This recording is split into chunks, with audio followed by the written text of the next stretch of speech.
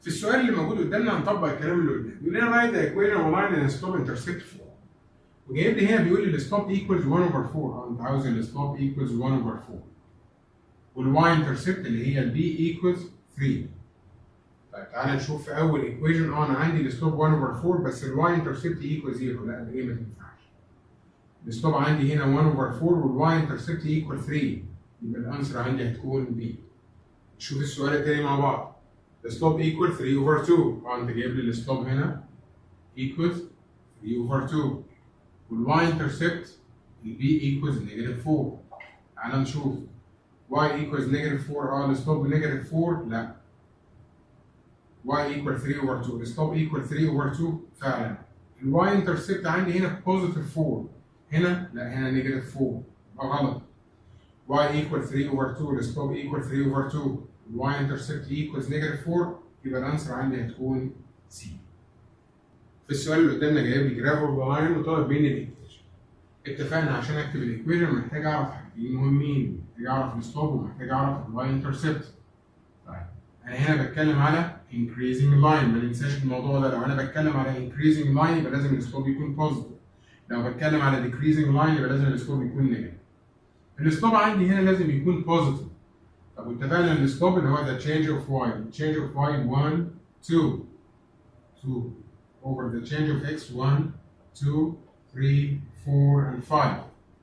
أنا عندي هنا الستوب equals 2 over 5. طب الواي انترسكت. فاللاين انترسكت the y axis at the point 2. يبقى أنا عندي هنا الستوب 2 over 5 والواي انترسكت equals y equals 5 over 2. لا أنا عاوز 2 over 5. y equals 2x. لا ده الستوب هنا عندي 2. أنا عاوز 2 over 5. y equals 2 over 5x plus 2.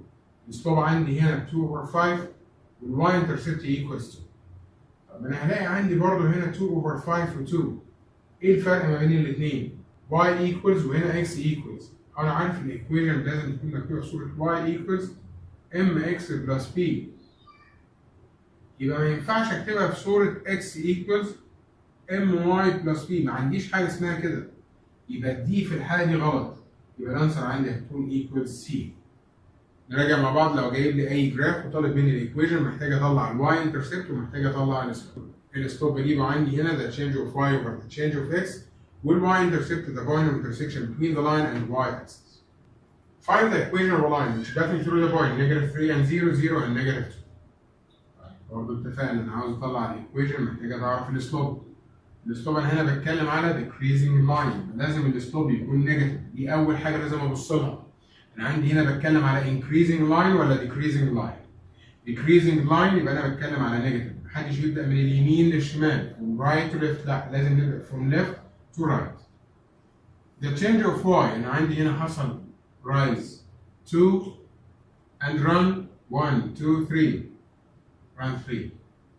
بعد كده بطلع ال y intercept. the line intersects with y axis at the point negative 2. بجيب الايكويشن 2 over 3. لا انا عندي هنا النيجاتيف. الاولى اساسا ما تنفعش. نيجاتيف 3 over 2 لا ما تنفعش.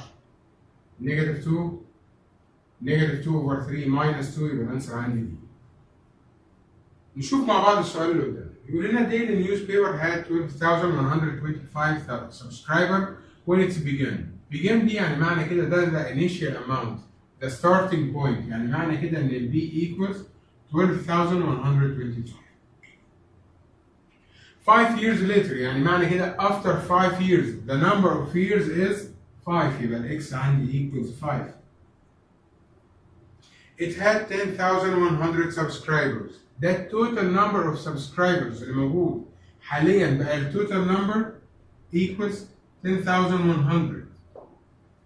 What is the average yearly rate of change؟ انت بتسألني عن rate of change. اتفقنا ال rate of change ده اللي هو كان مين؟ اللي هو ال M. in the number of subscribers for the 5 years period. بتسألني هنا عن ال rate of change. انت عاوز ال rate of change. طب ما الايكويشن عندي y equals mx plus b. طب ال y عندي اللي هي كانت 10,100 equals m ده اللي هو الميسنج times x اللي هي ال 5 plus 10,100. y by solving the equation that m equals negative 405.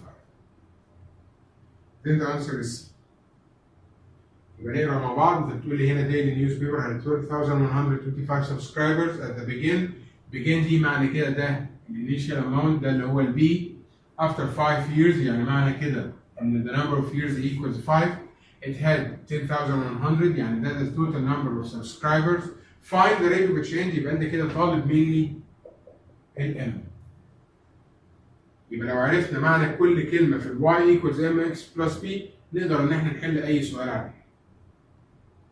نشوف سؤال تاني مع بعض. هنا بيقول لي graph each equation y equals negative 1 over 2x plus 2. انت جايب لي ايكويشن وطالب جراف، يعني معنى كده محتاج اطلع السلوب اللي هو equals negative 1 over 2 ان الايكويشن مكتوب صورة y equals mx plus b and y intercept equals 2. يبقى انا هنا بتكلم اول حاجه عندي السلوب نيجاتيف 1 اوفر 2، انا بتكلم على decreasing line. انا هبتدي مع الاول انا هنا طالع، يبقى انا بتكلم على increasing line يبقى هي غلط. السي increasing line برضه ما تنفعش. الدي البي والدي انا بتكلم على decreasing line. طب تعالى نشوف السلوب. السلوب عشان اطلعه بحدد اي 2 بوينت وليكن عندي البوينت 1 والبوينت 2. the change of y عندي هنا السلوب في الحاله دي هيبقى نيجاتيف. The change of y is 1 and the change of x 1 2 يبقى انا عندي هنا negative 1 over 2.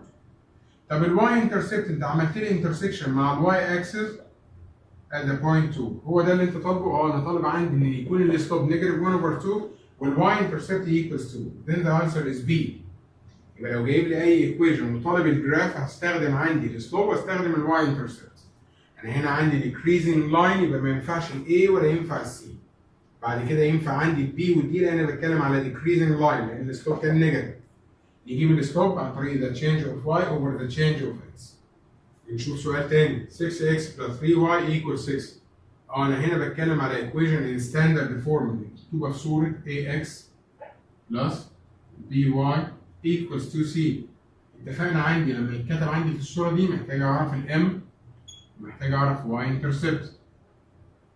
طيب السلوب في الحالة دي السلوب اللي هو هيبقى equals negative a over b.